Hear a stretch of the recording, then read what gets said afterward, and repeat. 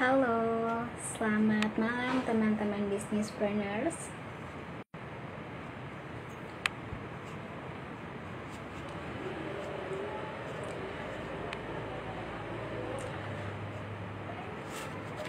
Ketemu lagi nih kita di acara rutin bisnis.id, yaitu bisnis Q&A di Senin malam bersama Pak Baskoro Hadi Sukatmo. Nah, untuk teman-teman yang baru bergabung, bisnis.id ini merupakan platform belajar digital yang mana teman-teman semua bisa belajar bisnis dari para expert di bidangnya. Bisnis.id juga punya free event, yaitu di Senin malam ada bisnis Q&A, di Rabu malam ada live ngobrol bareng bersama Pak Budi Isman. Lalu di hari Sabtu ada bisnis forum yang mana ada banyak pembicara-pembicara yang sudah expert di bidangnya, dan beliau-beliau ini akan sharing kepada teman-teman semua. Nah, halo, selamat malam.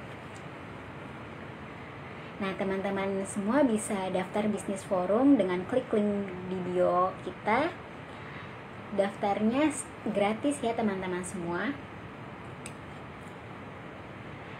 Nah, selama 1 jam ke depan, saya Sherly dari bisnis.id akan memandu acara ini ditemani panel expert kita, yaitu Pak Baskoro Hadi.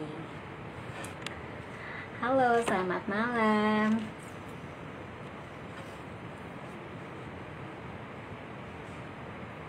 Komen teman-teman semua dari mana aja nih, supaya kita juga saling kenal.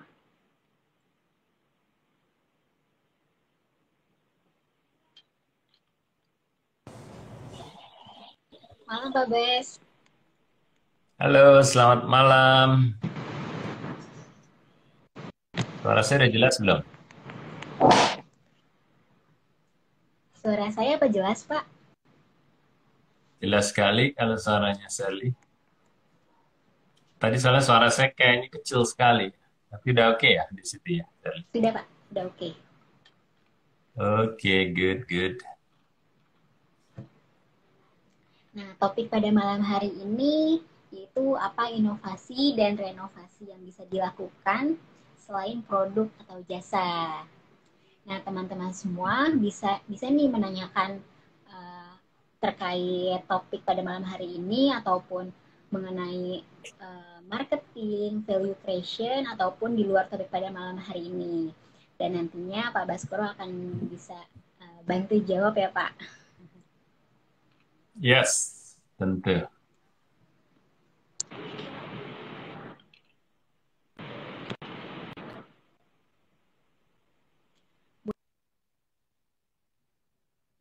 Boleh nih Pak, kita mulai buka aja kali ya. Oke. Baik, selamat malam Sally, selamat malam teman-teman semua yang sudah bergabung malam ini. Semoga dalam keadaan sehat walafiat ya. Kita ketemu lagi di apa namanya ini, Business Q&A ya, di Business ID. Ya, jadi sesi kita setiap Senin dan Rabu kita memberi kesempatan pada teman-teman semua kalau ada pertanyaan seputar bisnis. Oke, dan juga semalam saya juga alhamdulillah juga ada live IG ya, setelah skip 1 minggu, dan di 2 minggu baru saya adakan lagi kemarin di live IG saya. Semalam kita bicara mengenai how relevant is your business. Oke, dan saya yakin sebahagian dari teman-teman yang ada di sini juga ikutan semalam.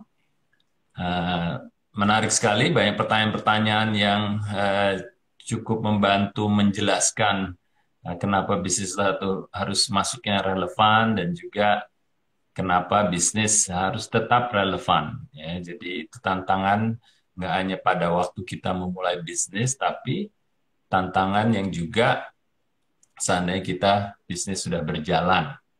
Karena dengan anggapan ada 2 hal, ya, bahwa yang pertama, constant is the only change. Selalu perubahan itu konstan dari waktu ke waktu.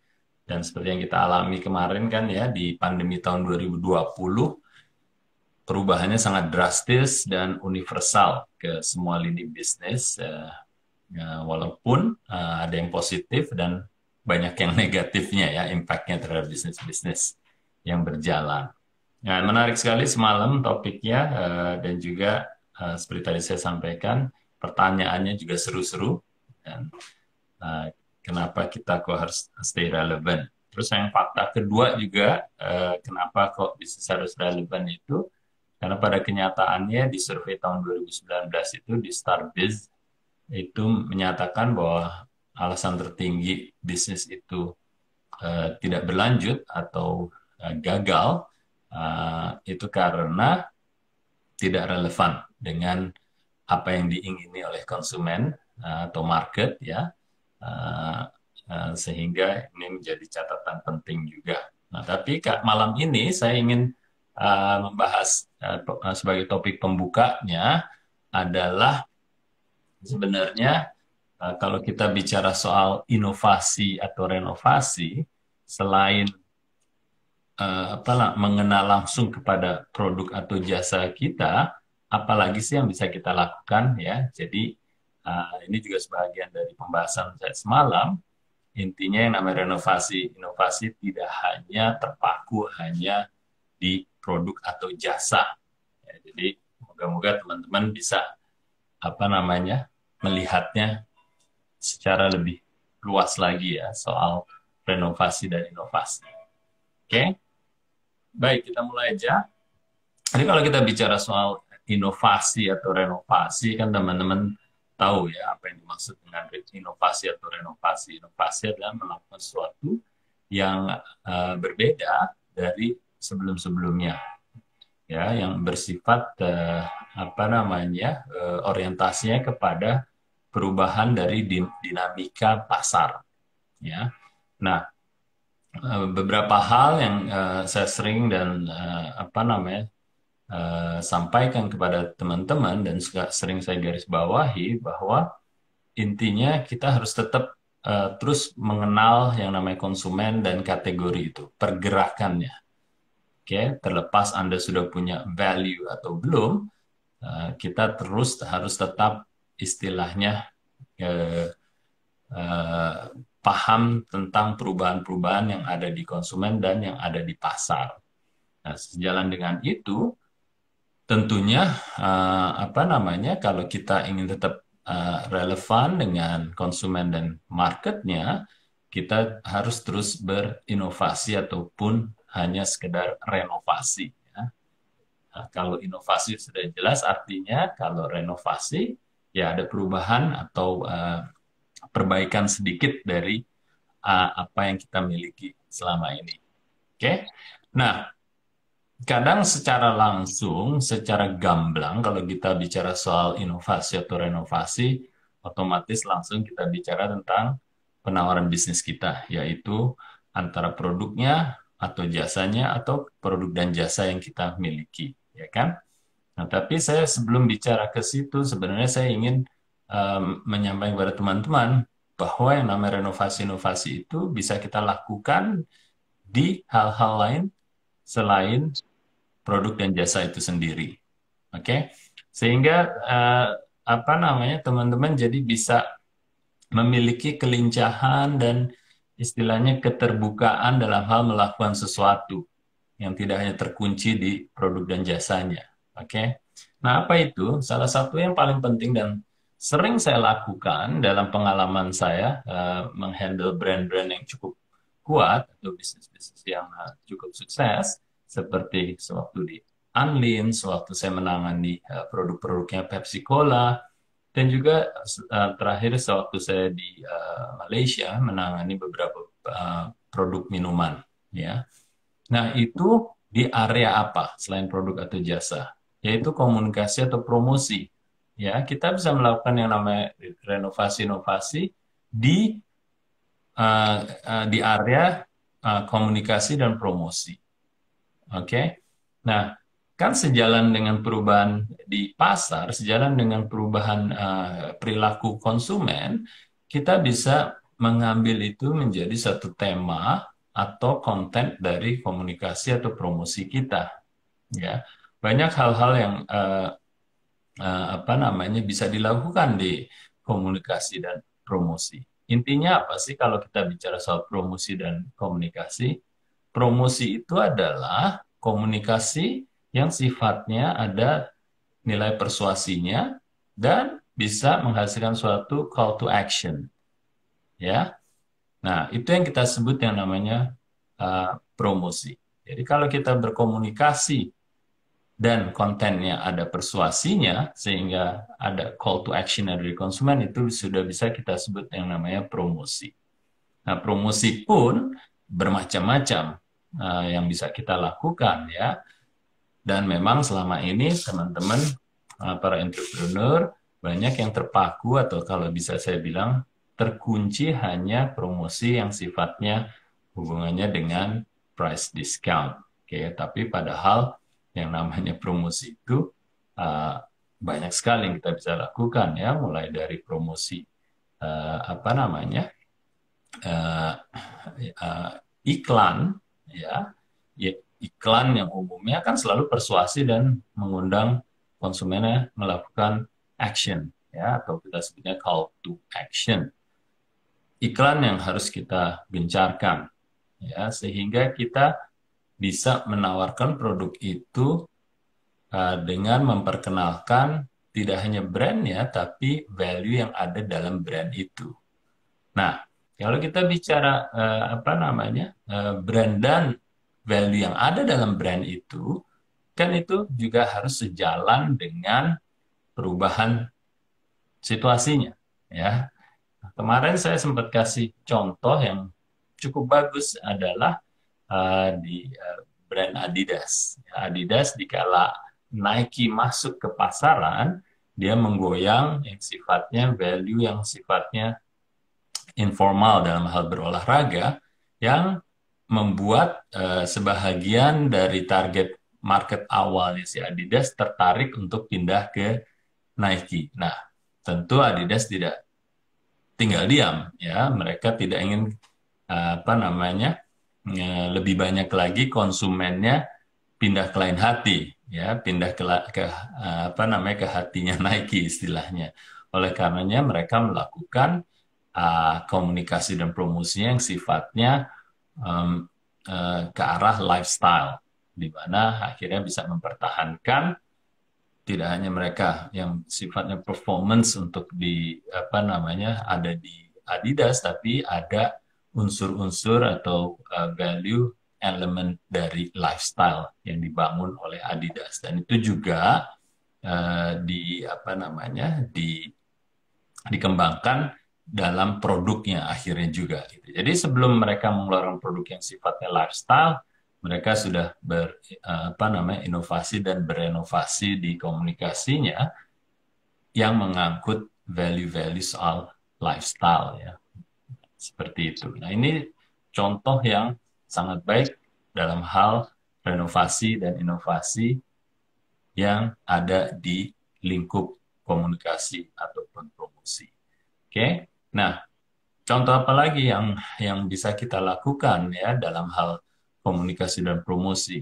Bisa kita lakukan dalam hal-hal yang sifatnya brand activation umpamanya, ya. Brand activation itu apa? Yaitu mengaktifkan brand di luar hanya iklan, tapi juga melakukan mungkin contoh yang paling gamblang adalah event, ya, event. Jadi dihidupkan, diaktifkan brand itu dalam bentuk event-event yang sifatnya lebih dekat dengan konsumennya, dan konsumen itu bisa lebih merasakan, ya. Nah, kalau kita bicara dekat zaman sekarang bukan berarti hanya proximity dari physical distance-nya, ya, tapi juga bisa dilakukan secara virtual, ya. Kehadiran daripada activation brand itu bisa kita lakukan melalui online juga.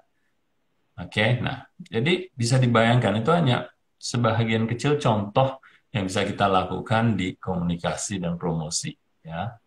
Nah, sebagian kecil inovasi dan renovasi yang bisa kita lakukan di promosi dan communication.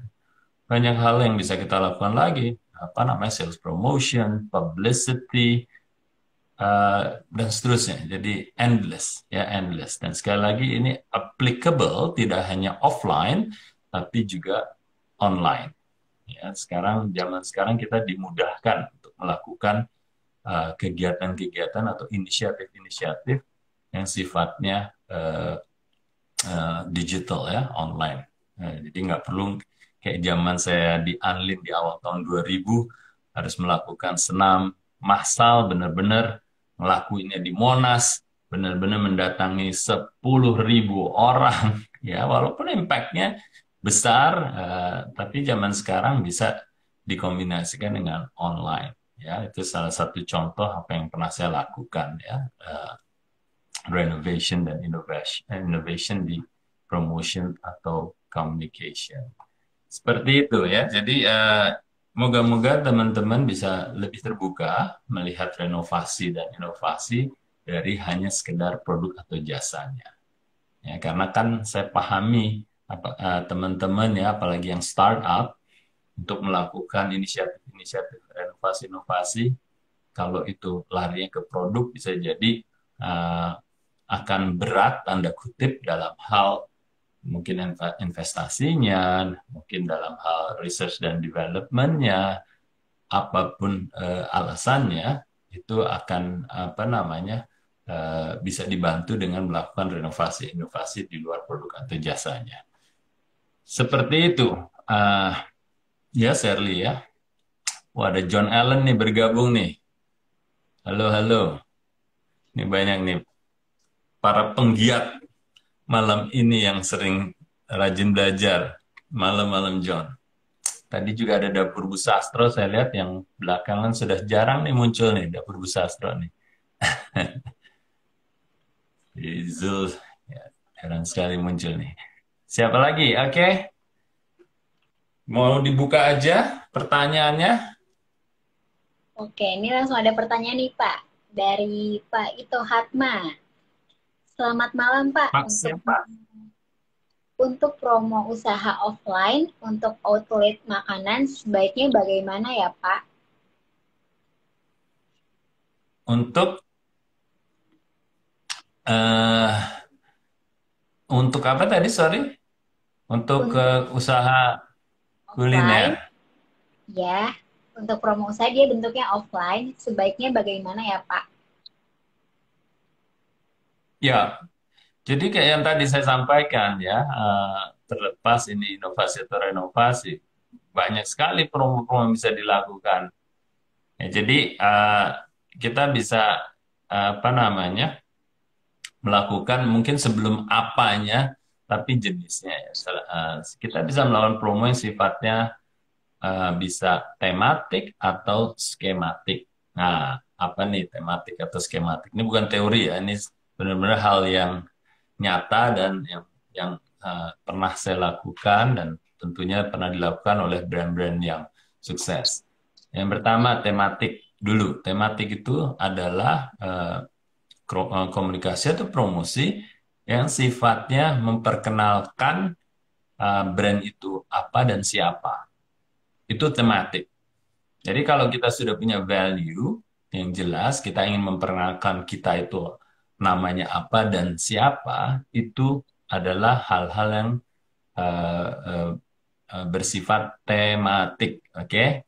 Jadi memperkenalkan, terus saja kita memperkenalkan, kita buat iklan selalu konsisten pesan-pesan utamanya mengenai tematik kita, siapa kita dan siapa nama kita, gitu ya. Itu terus saja, makanya itu berkelanjutan.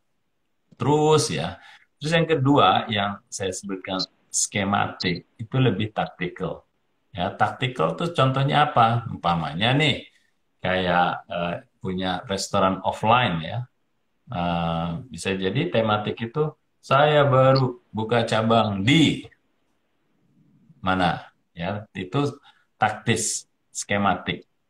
Oke, terus saya mungkin ada, oke hari ini seperti hobinya teman-teman kan, diskon 10% untuk produk apa gitu. Itu skematik.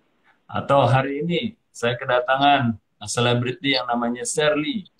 ayo ikuti langkah Sherly untuk datang ke toko saya atau ke restoran saya atau ke rumah makan saya. Itu skematik. Oke?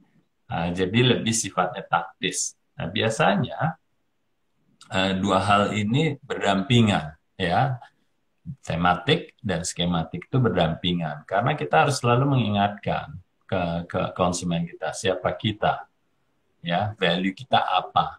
Jadi sejalan dengan itu kita juga harus melakukan hal-hal yang skematik sifatnya yang taktis tadi, gitu.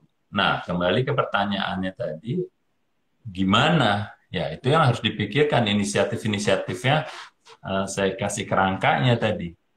Utamanya lakukanlah kedua hal itu, tematik dan skematik. Tematik memperkenalkan diri siapa kita, skematik adalah hal-hal yang sifatnya taktis. Ya, bentuknya bisa macam-macam kan? Ya, yang pasti yang tematik kita pastikan dulu kita bangun value kita, siapa kita jelas, lalu yang skematik taktisnya bisa macam-macam kan inisiatifnya kan? Yaitu tadi soal harga, soal pembukaan toko baru, soal kedatangan celebrities atau KOL ya, key opinion leader, macam-macam ya, macam-macam tergantung kembali dari target kita mana yang lebih engaging, mana yang lebih menarik hati mereka dan menarik perhatian mereka. Gitu. Oke? Ya, terjawab ya Pak Ito. Nah, pertanyaan Yes, Pak Ito. dari Pak Mahmud underscore AJ. Malam Pak Baskoro, pertanyaan-pertanyaan apa saja nih yang tepat ditanyakan untuk survei dalam mengetahui kebutuhan calon konsumer produk kuliner? Pertanyaan apa saja yang ditanyakan dalam survei mengenai kebutuhan calon konsumen produk kuliner? Oke. Apa namanya? Yang pertama yang perlu dikasih catatan di sini ya, Pak Mahmud ya. Jadi kita harus tahu dulu, kita melakukan survei terhadap calon konsumen kita ya. Harus ini ya, harus pastikan ya itu benar-benar yang dibidik ya, yang disasar. Jadi jangan salah nanyanya ke siapa. Jadi harus itu jelas dulu. Nah, selanjutnya mengetahui kebutuhan calon konsumen produk kuliner ya kita bisa tanya apa namanya sedalam-dalamnya. Pertama umpamanya kita bagi dua kelompok dulu nih, kelompok yang sudah apa namanya menjadi konsumen kita dan calon konsumen baru atau alias yang belum pernah. Ya kita tanyakan aja sebenarnya yang mereka apa namanya untuk kategori apa nih kulinernya. Kita tanyakan langsung. Seumpamanya kulinernya adalah berbasis ayam kah, berbasis daging kah, atau berbasis ikan kah ya. Kita tanyakan saja selama ini, tanyakan buying factor mereka. Alasan mereka kenapa sih mereka memilih produk yang mereka makan sekarang, gitu ya. Mau itu konsumen kita langsung atau yang konsumennya pesaing lain yang mungkin belum menjadi konsumen kita. Jadi secara kategori dulu kita tanyakan. Seandainya Mahmud punya produk adalah ayam goreng ya, saya ambil contoh aja ya, tanyakan aja. Dalam hal memilih ayam goreng, kira-kira buying factor-nya apa saja? Ya, bisa jadi kan apa namanya tingkat kesehatannya, bisa bisa jadi juga minyak yang digunakan untuk menggoreng kalau itu ayam goreng, bisa jadi apa saja. Nah, itu yang kita harus gali. Ya. Nah, nanti dari situ kita pahamin tuh sebenarnya alasan mereka dalam memiliki buying factors itu karena kan pasti lebih dari satu ya. Saya selalu apa minta teman-teman untuk narik paling tidak dapetin top 5 atau top 10 buying factors-nya. Itu yang harus kita tanyakan, kita gali. Nah, dari situ baru kita akan pahami, oh ternyata gitu ya. Kelompok konsumen yang membeli kita buying factor-nya ini bisa jadi yang lain walaupun sama-sama ditanyakannya ayam goreng ya bukan brand kita ya yang kita tanyakan ya itu nanti biasanya mereka akan keluar apa saja yang mereka butuhkan. Ini juga sejalan dengan apa yang kita lakukan dalam pembangunan value creation. Jadi salah satunya adalah mengenal buying factors dari kategori di mana produk atau jasa kita berada. Oke? Mulai dari situ dulu, oke? Oke. Moga-moga menjawab. Ya, semoga menjawab ya Pak Mahmud. Nah, pertanyaan selanjutnya nih Pak. Dewi Yes. dari kawan dekat .barbershop.id. Pak Bas, saat ini kami fokus bangun value sehangat kawan dekat, keren itu dibuat. Ada tipsnya Pak? Tips apa nih? Dia lagi bangun value Pak. Sehangat kawan dekat, sehangat kawan dekat, keren itu dibuat. Kawan dekat, ya, kawan dekat. Iya, sorry. Itu kali ya Pak, maksudnya kira-kira cocok nggak kalau dibuat value itu? Value-nya ada nggak di situ tadi? Sorry,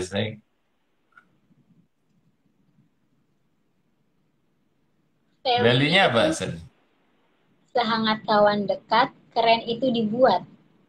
Nah, dia lanjut lagi, keren itu dibuat adalah brand purpose yang kami usung agar orang berani perjuangkan mimpi-mimpi kerennya. Wah, keren juga tuh value-nya. Kawan dekat, kenapa kemarin di ini apa namanya di free mentoring untuk ke e-course nggak muncul ya kawan dekatnya? Bisa seru tuh didiskusikan di situ juga. Mungkin nggak dapat emailnya kali ya, mungkin Zerli ya, si kawan dekat nih. Untuk email, untuk link Zoom udah dikirimkan semua Pak. Mungkin lagi berhalangan hadir kali ya kawan dekat. Iya, sayang sekali nih kawan dekat kalau kita bisa membahas ini lebih dalam saat free mentoring kemarin ya, pas hari Sabtu ya kemarin nih kita jam 1. Jadi nanti mungkin yang selanjutnya eh, moga-moga kawan dekat bisa ikutan ya. Oke.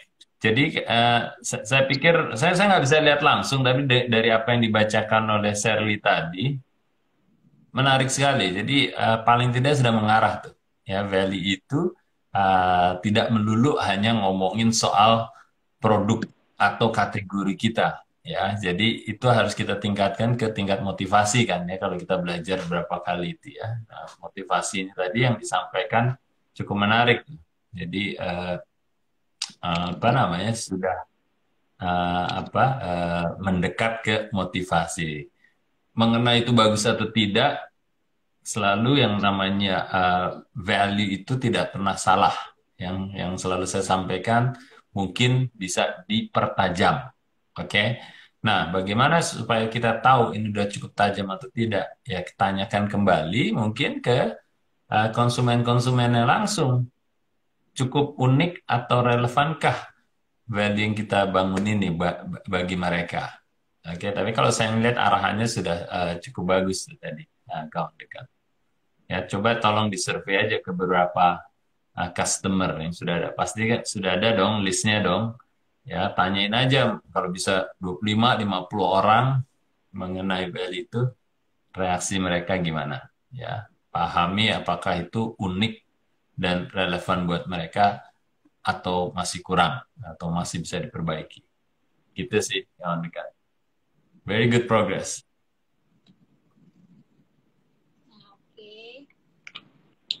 Nah, belum ada lagi pertanyaan dari teman-teman. Nah, untuk teman-teman semua yang ingin bertanya, boleh nih tulis di kolom komen ataupun di question box di bawah ini ada tanda tanya itu. Nah, saya mau tanya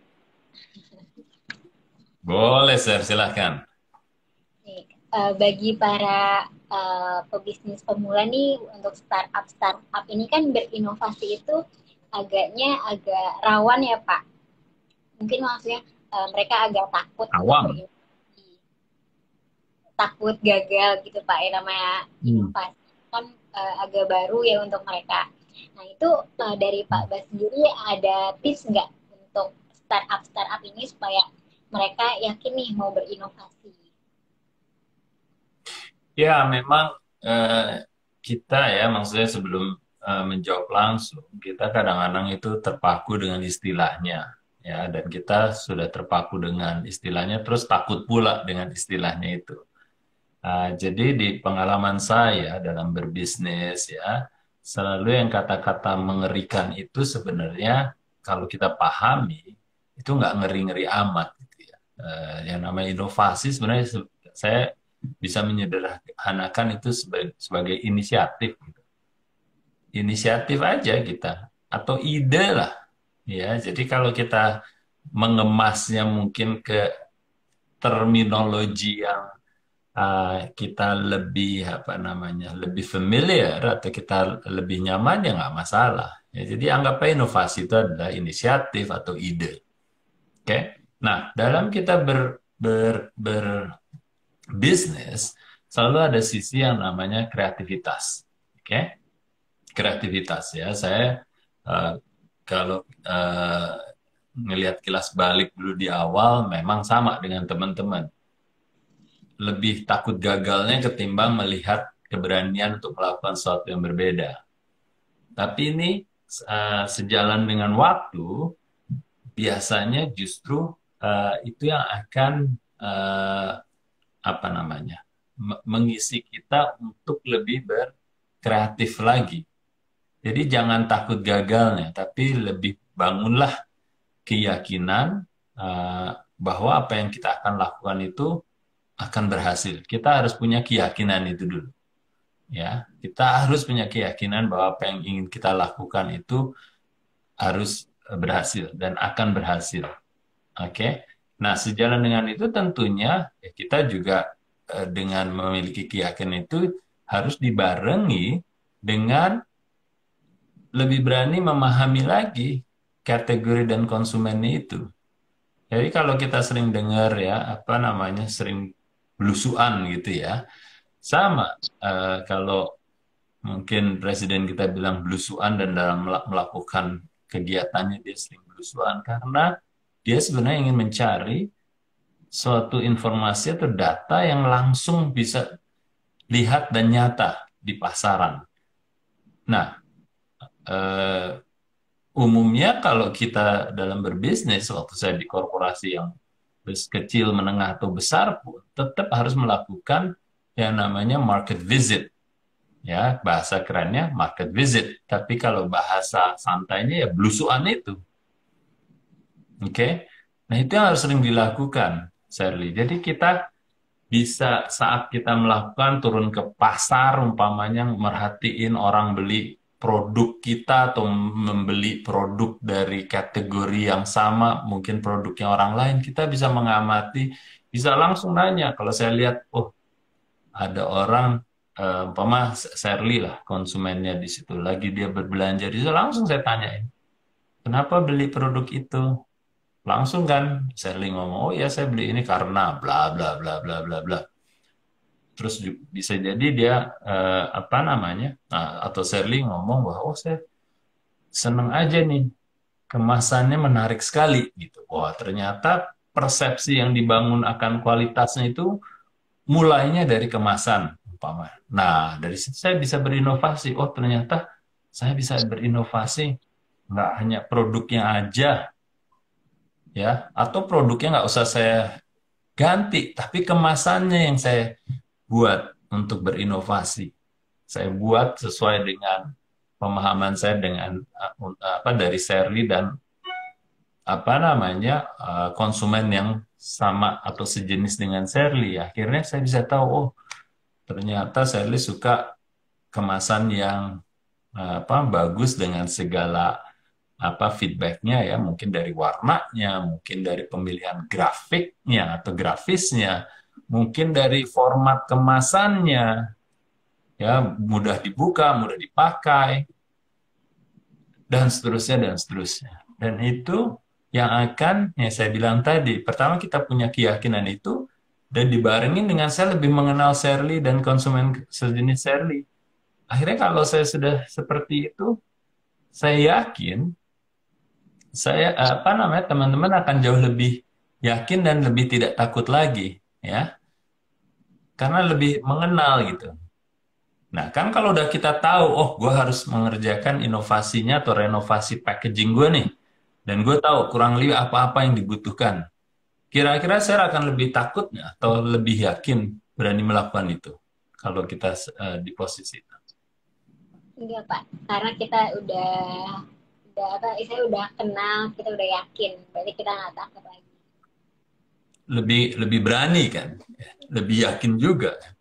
Ya, jadi itu yang saya alamin, Serli, ya, dalam kita berbisnis, kita melakukan kreativitas, kita harus punya keyakinan, dan kita harus yakinkan bahwa kita lebih tahu apa yang perlu kita lakukan. Biasanya kalau udah itu kita dapetin, kita jauh lebih tidak takut lah. Kebalikannya jauh lebih berani gitu ya untuk melakukan mau itu renovasi ataupun inovasi gitu lah. Oke. Nah, ini ada Pak Roy Wijaya Kusuma. Pak Bas, kita punya beberapa Hmm. produk yang punya benefit berbeda.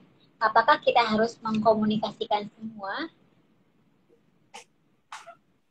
Ya dipilih aja Roni apa Romi ya? Pak Roy Wijaya Kusuma. Roy. Roy. Oke, Roy. Pak Roy. Oke, jadi gini, jadi kita harus apa namanya membandingkan kita dengan produk sejenis, ya, atau jasa sejenis yang ada di kategori itu. Kita harus takar mana yang kita memiliki kekuatan dari hal fitur sama benefitnya kita. Nah, kalau kita sudah dapetin ya bahwa kita untuk fitur sama benefit ini mengarah ke satu atau dua fitur atau benefit yang kita lebih kuat dibanding pemain-pemain lain. Nah, itu yang harus kita fokuskan. Ya, jadi selalu pastikan apa yang menjadi kekuatan kita di tingkatan fitur sama benefit itu yang harus kita fokuskan. Ya, kalau yang lainnya bisa perlu kita hanya sebagai apa pendukung saja atau bahkan kita tidak perlu menyampaikan gitu. Ya, contohnya umpama kalau kita bicara soal komputer atau handphone, ya kita bicara soal prosesor, kita bicara soal apa namanya eh, random access memorinya, ya, terus kita bicara soal storage-nya. Itu kan hal-hal yang mungkin tidak menjadi pembeda utama atau menjadi kekuatannya. Yaitu kalau mau hanya ditampilkan, ya tampilkan aja sebagai list saja. Tapi jangan diharapkan itu menjadi pembeda karena itu sudah menjadi prasyarat atau saya bilang given atau hygiene factor. Ya, itu kalau mau disampaikan menjadi satu kewajiban atau prasyarat, ya tampilkan aja hanya sebagai list aja. Tapi yang harus diutamakan fitur sama benefitnya, cari yang unik dan yang menjadi pembeda utama kita dibanding dengan pesaing lain. Itu yang harus diutamakan, itu yang harus disampaikan. Gitu. Contohnya mungkin dari sisi kecepatan booting, kalau kalau uh, kita ada jualan komputer, atau dari sisi keyboard yang apa namanya lebih nyaman dipakainya, atau apa namanya suara dari prosesornya yang tidak terdengar sama sekali saat dipakai, apapun itu, ya itu yang harus difokuskan. Oke, Oke. semoga terjawab Pak Roy atas pertanyaannya. Pertanyaan selanjutnya dari Rockworks. Bagaimana sebuah inovasi dapat dikatakan berhasil, Pak? Apa indikator yang perlu kita persiapkan? Ya, justru pertanyaannya adalah dibalik. Dikala kita ingin melakukan inovasi atau renovasi, sebenarnya tujuannya apa? Ya, tujuannya apa? Biasanya umumnya ya selalu kenaikan dari penjualan kita yang sederhana, ya. Bisa kenaikan penjualan dalam bentuk revenue, sales dalam bentuk nilai uangnya, atau bisa dalam jumlahnya atau kuantitas dari unit yang terjual. Bisa juga KPI-nya adalah market share atau pangsa pasar. Bisa juga mengenai apa namanya kenaikan daripada persepsi terhadap produk atau jasa kita. Persepsi apa?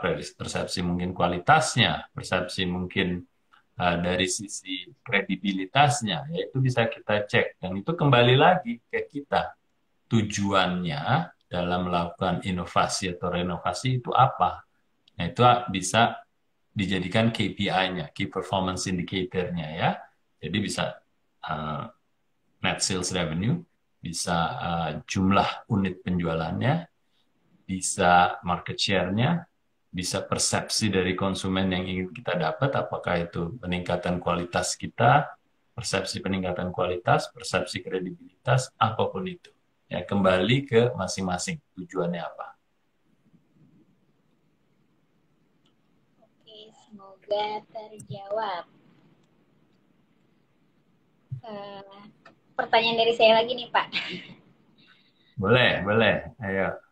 Eh, Apa sih Pak alasan pentingnya kita berinovasi atau berenovasi dalam berbisnis itu? Ya, uh, itu tadi ya, Zarli. Jadi kan kita meyakini bahwa yang namanya situasi itu berubah terus. Ya, apa namanya, change is the only constant. Jadi sebenarnya perubahan itu yang konstan. Jadi bukan konstan yang konstan, tapi perubahan itulah yang konstan. Nah, dengan perubahan itu berarti kan itu akan membentuk atau merubah perilaku konsumen, kan? Dan juga akan merubah bisa jadi kategori dari yang kita ada selama ini. Jadi kategori itu seumpamanya kalau kita ambil contoh yang kemarin yang universal ya di saat pandemi. Kan banyak hal-hal yang istilahnya dituntut oleh konsumen dengan saat pandemi. Apa itu yang sifatnya hygiene, health, safety, ya, online, delivery, terus immobility. Hal-hal kayak gitu kan akan sangat berpengaruh secara universal terhadap produk atau jasa kita atau bisnis kita. Sehingga hal-hal itu harus dimasukkan ke penawaran bisnis kita. Contoh yang paling gampang aja adalah yang soal online kan. Dikala mall pada tutup saat itu, kita harus langsung melakukan atau menggiatkan kalau sudah punya online ya kita giatkan untuk apa namanya menutupi penurunan di offline. Itu hal yang nyata. Terus soal hygiene factor ya, yang tadi kita mungkin sudah ada di online, ternyata kemasan kita yang kita pakai kalau kita jualan harus pastikan bahwa kemasan kita benar-benar hygiene ya, tidak terkontaminasi dengan si orang-orang yang mengantarkannya kayak gitu. Terus kalau kita bicara soal fashion, umpama karena masker sudah menjadi kebutuhan sehari-hari, jadi masker itu bisa menjadi koleksi dari apa yang kita tawarkan di fashion kita. Yang tadi cuma padu padannya hanya apa hijabnya, bagian atas dan ini harus berinovasi. Oh, ternyata harus ada tambahan masker sebagai collection secara keseluruhannya. Kita kan harus berinovasi. Oh, oke, membuat masker yang ideal, yang nyaman, kayak apa sih? Eh, itu kan kita harus berinovasi sama renovasi. Jadi eh, intinya karena didaulat oleh perubahan yang ada di pasar, ya mau itu kategorinya ataupun perubahan perilaku dari konsumen-konsumennya, itu yang menstimulasi kenapa kita perlu inovasi atau renovasi itu, Sherly. Gitu. Kawan dekat tadi komen lagi nih Pak. Katanya pada Ya. akhirnya mereka setuju bahwa keren itu dibuat. Banyak yang akhirnya foto-foto juga Pak. Makasih Pak Bas. Wow, wow. Kawan dekat di mana nih? Nanti mungkin saya mau potong di kawan dekat juga nih. Biar saya ikutan keren, saya dibuat keren nih, walaupun rambut saya nggak terlalu banyak ya.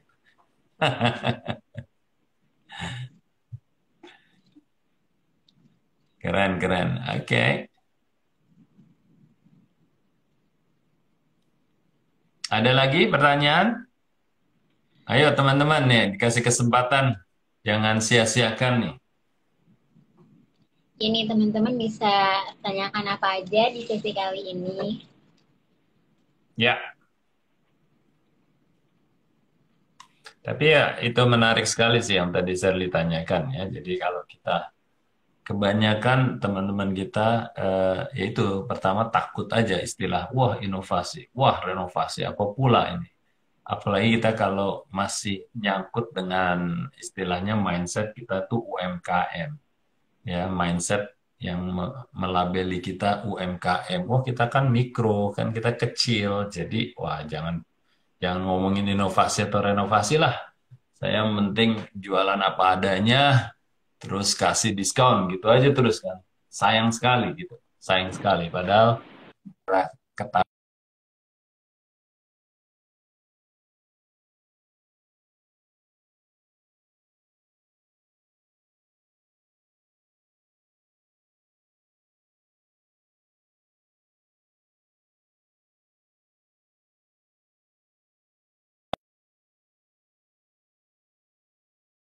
nggak ada yang terlalu apa ya, nggak ada yang terlalu istilahnya kalau orang bule bilang rocket science ini bukan apa ya, bukan teknologi atau sesuatu yang tidak bisa dilakukan atau terlalu canggih untuk dilakukan, tidak sama sekali.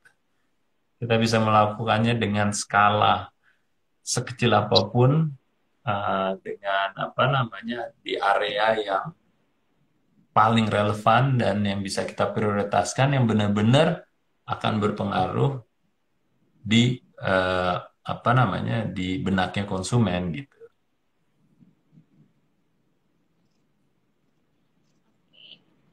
Dari kawan dekat. Di kota kecil Pati, Jawa Tengah, Pak. Baru 1 tahun diinkubasi. Wow, keren. Nanti kalau nyampe Jakarta bilang-bilang ya. Jadi kita rame-rame ke kawan dekat. Buka cabang di Jakarta ya, Pak. Nanti Pak bisa akan datang nih. Iyalah. Oke. Ya, Teman masih malu-malu nih, belum ada pertanyaan lagi, Pak. Masih ikut iya menyimak. nih. Apa saja. Karena gini loh teman-teman, kalau teman-teman tuh bertanya, itu akan bantu teman-teman yang lain juga gitu. Karena saya yakin pertanyaannya pasti akan bermanfaat gitu ya. Jadi pertanyaan itu mau apa namanya, sesederhana apapun, jangan takut, jangan khawatir gitu loh. Oke, kita di bisnis ID itu selalu menstimulasi teman-teman untuk bertanya. Ya kan, malu bertanya, sesat di jalan kan gitu kan. Masih berlaku tuh kan peribahasa ya. Jadi jangan sampai sesat di jalan nih, kita kasih kesempatan nih, teman-teman nih. Ayo, ya apalagi Sherly mungkin juga ada pertanyaan yang mungkin di luar topik ini, inovasi dan renovasi, silahkan juga. Hmm, kalau suatu bisnis nih Pak, dia baru, nah, terus dia belum Mm-mm. belum punya inovasi. Nah, kira-kira tuh inovasi itu bisa kita cari, bisa kita apa, cari referensinya itu gimana ya Pak? Ya, nah itu tadi ya. Jadi yang pertama kita harus punya mindsetnya yang positif dulu ya. Ya, kalau kita sudah yakin, kita apa namanya, kita mulailah istilahnya bermain-main untuk lebih kreatif. Ya, saya anjurkan ini jangan dipikirkan seorang saja. Jadi ada kalanya kita dalam hal berinovasi renovasi itu memerlukan brainstorming. Apa ya brainstorming dalam bahasa Indonesia? Sherly. Eh, Tukar pikiran, berbagi pikiran Pak. Ya berbagi pikiran tapi juga hanya berbagi tapi benar-benar di strum gitu loh saya di storming jadi kita benar-benar menuangkan ide-ide kreatif kita gitu ya nanti semuanya saling menuangkan kan enak tuh jadi kalau kita sama-sama istilahnya saling menyetrum ide kreatif kita atau apa namanya keinginan untuk berkreasi biasanya nanti akan hasilnya akan mengagetkan kita dalam satu grup gitu. Jadi anjuran saya, Sherly, ya kita duduk sama-sama. Ya, apa sih yang bisa kita lakukan? Jadi ideation namanya ya, brainstorming itu mengeluarkan ide-ide. Jadi itu semuanya distimulasi untuk benar-benar berpikir apa yang bisa kita lakukan. Dan biasanya kalau dalam sesi itu kita selalu saling mengingatkan bahwa nggak ada stupid ideas gitu. Karena bisa jadi ide itu masih mentah, tapi karena ada ide tambahan dari teman-teman yang membangun ya, akhirnya ide itu akan menjadi apa namanya berkembang dan berkembang dan berkembang gitu ya. Saya di awal-awal bekerja di periklanan ya di Ogilvy. Mungkin teman-teman tahu Ogilvy itu adalah bapak periklanan dunia ya, David Ogilvy.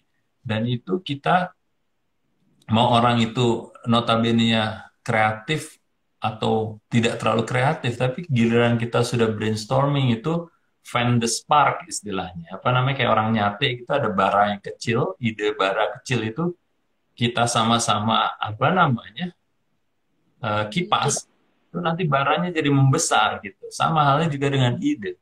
Bisa jadi itu keluar dari orang yang tidak terlalu kreatif, tapi giliran udah dilihat sama temennya lain atau koleganya yang lain bisa sama-sama, wah nih keren nih kalau dikembangkan kayak gini akan lebih seru. Wah, kira kayak itu bara yang kecil dikipas menjadi besar besar.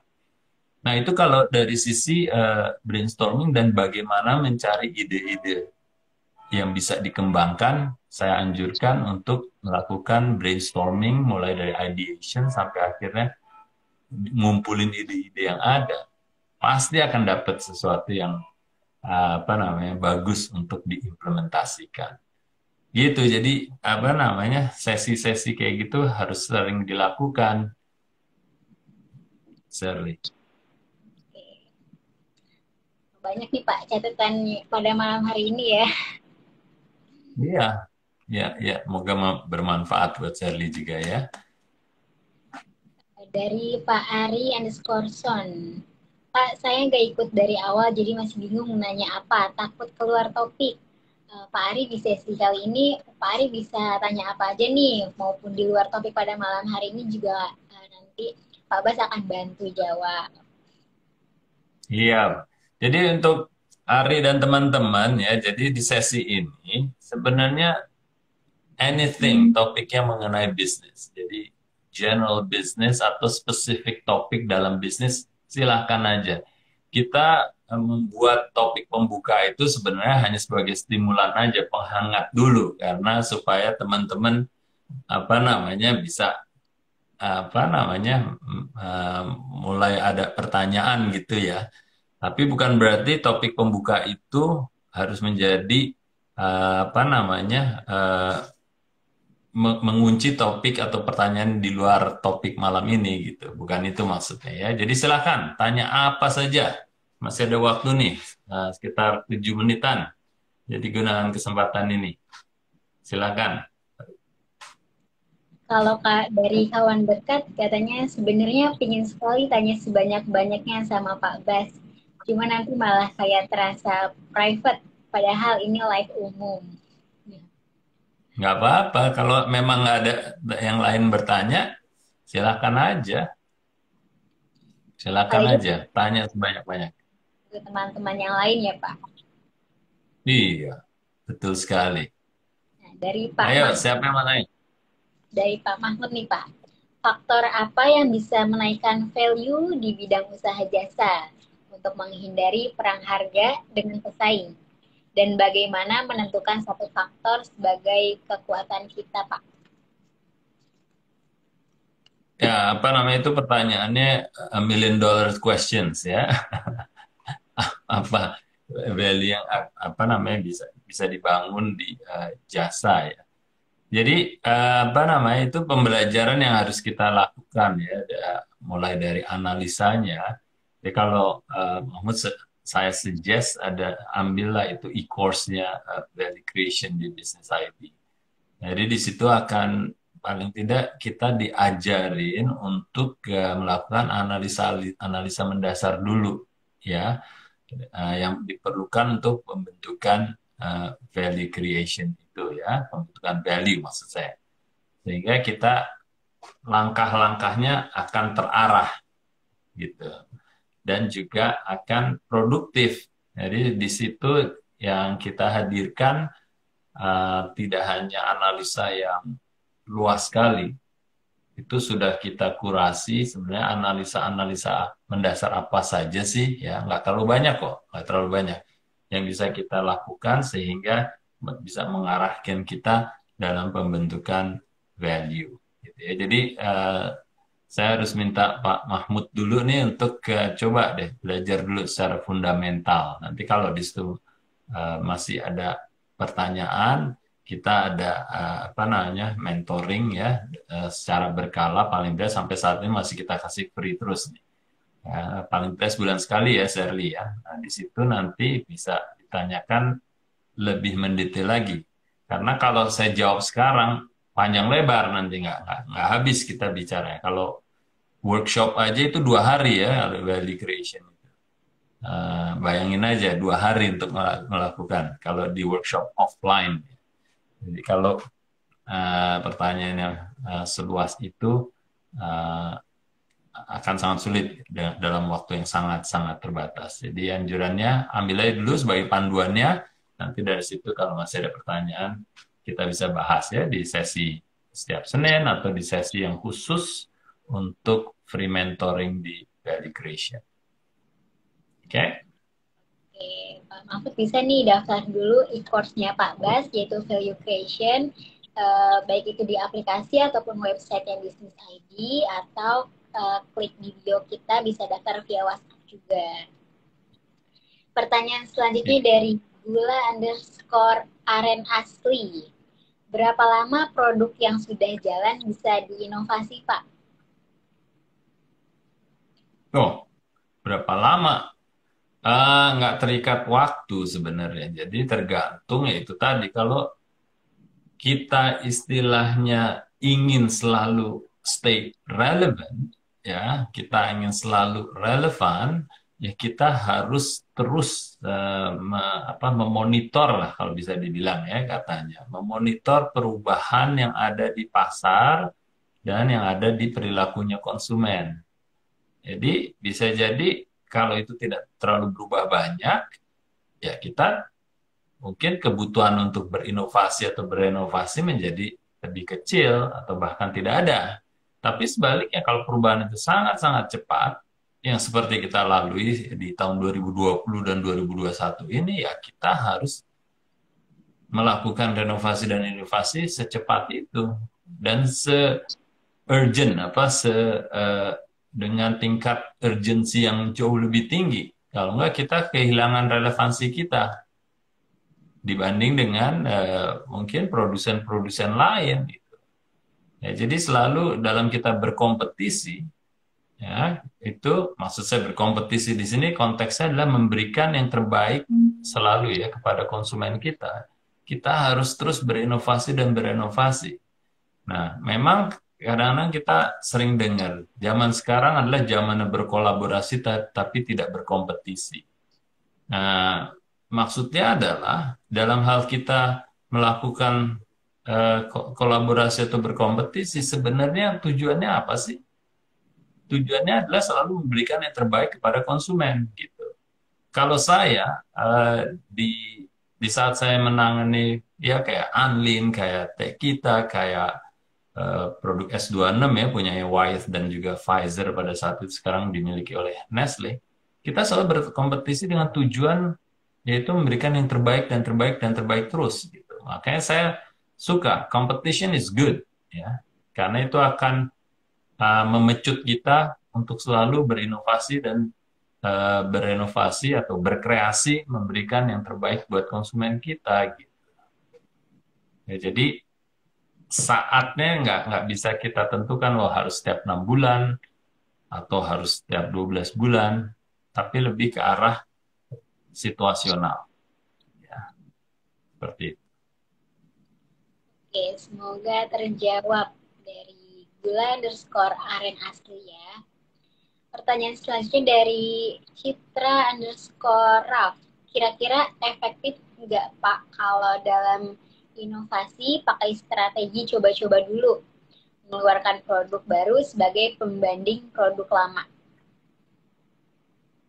Yes, nah itu saya suka dengan pemikiran itu. Jadi kadang-kadang kita kalau berinovasi dan berinovasi bisa jadi uh, lebih besar manfaatnya ketimbang resikonya. Oleh karena istilah coba-coba ya kenapa tidak, gitu ya. Ini sering kita lakukan, contohnya di kayak sewaktu itu di minuman ringan.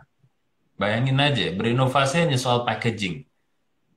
Jadi waktu saya di KL ya di Kuala Lumpur itu produk saya adalah FNN ya produk minuman ringan ya mulai dari minuman apa namanya isotonik, minuman berkarbonasi apa namanya yang flavor kayak mungkin bisa lebih dikenal kayak Fantanya dan seterusnya. Jadi multi brand saya berinovasinya ya menggunakan kemasan. Jadi kemasan kalau sekarang yang kita kenal atau dulu itu kan bentuk kalengnya itu kan lebih chubby ya apa namanya lebih lebih itu. Nah itu hanya dibuat taller jadi lebih slim tapi lebih tinggi. Isinya masih sama ya isinya masih sama.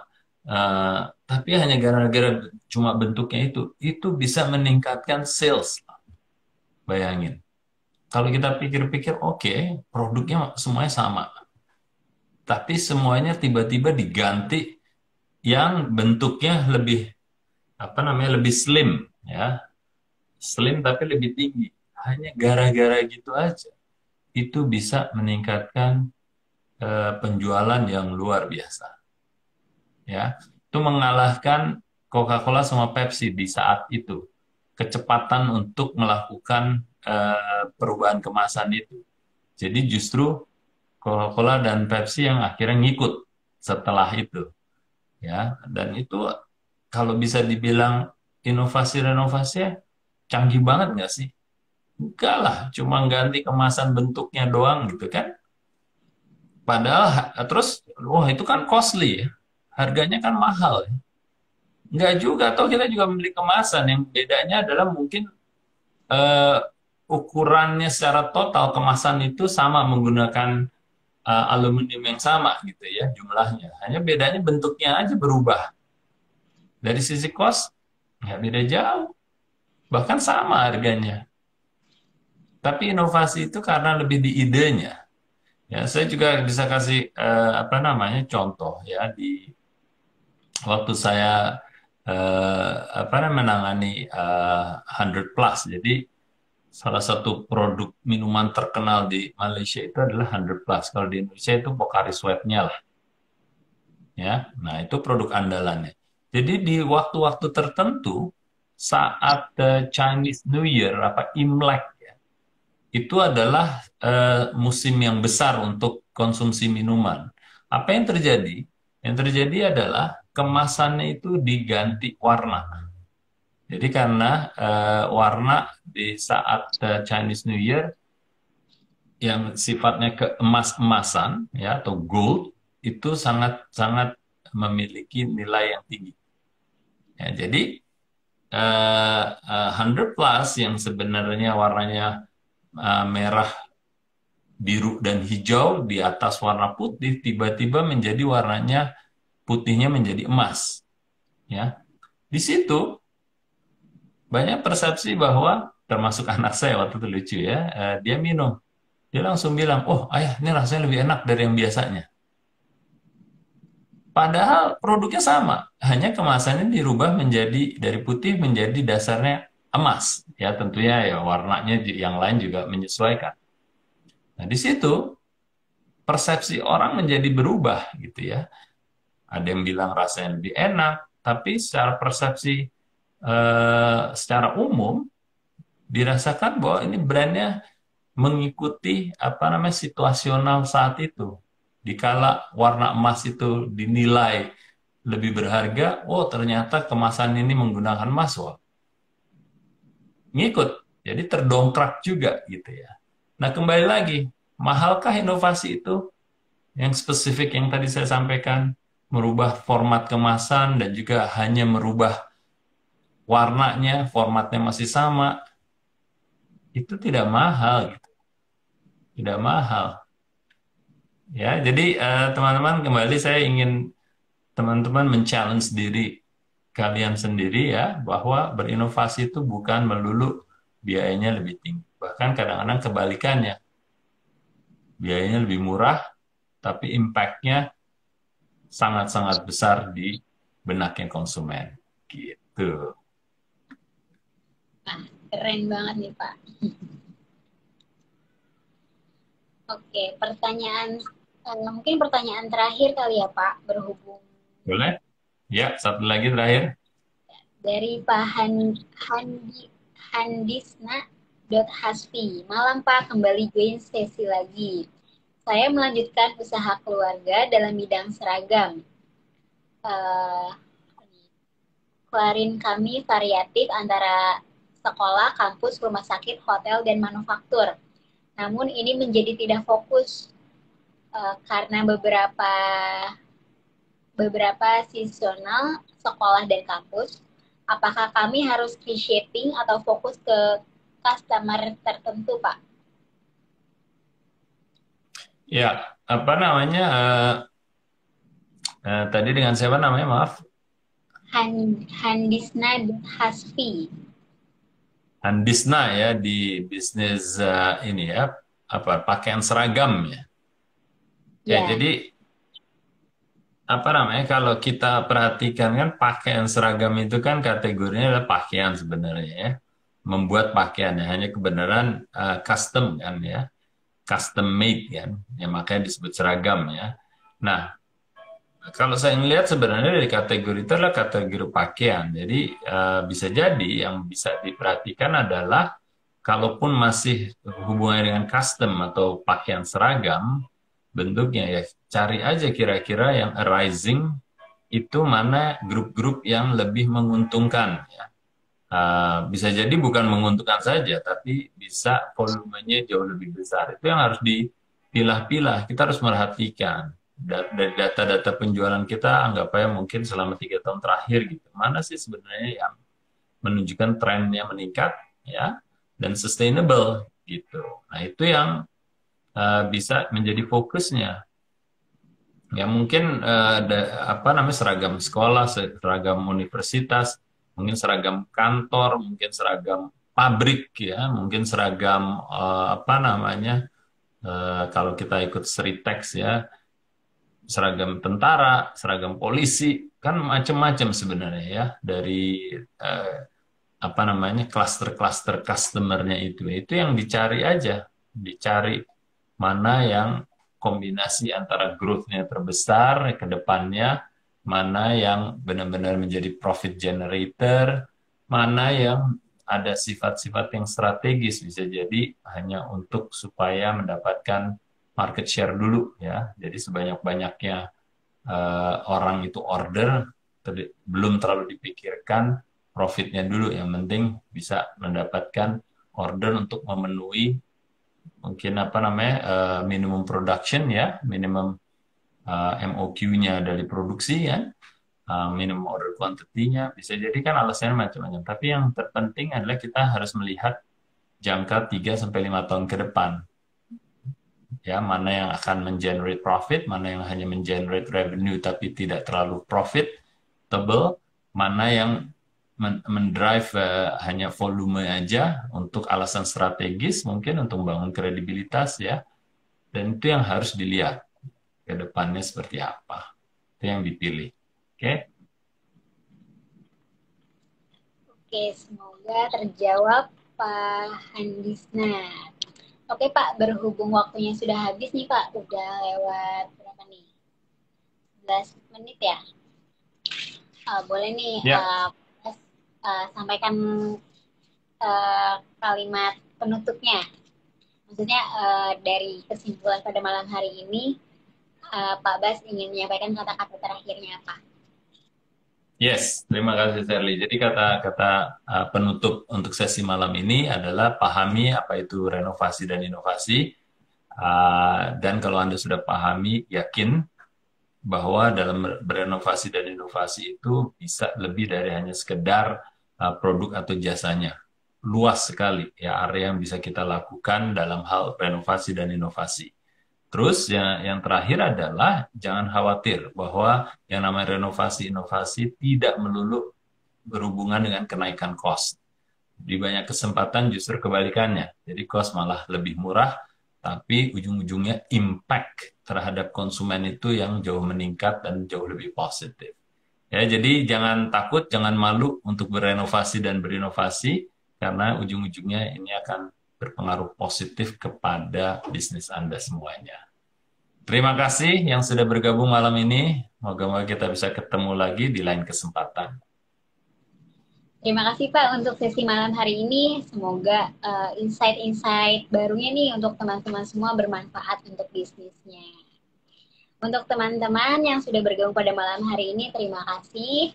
Dan untuk beberapa pertanyaan yang belum terjawab, bisa ditanyakan kembali di sesi live Senin depan. Oke, terima kasih Pak Bas. Thank you, Sherly. Wassalamualaikum warahmatullahi. Waalaikumsalam warahmatullahi wabarakatuh. Terima kasih untuk malam-malam untuk teman-teman semua. Terima kasih yang sudah bergabung. Semoga menambah insight-insight baru yang bermanfaat untuk bisnisnya. Sampai ketemu di sesi selanjutnya.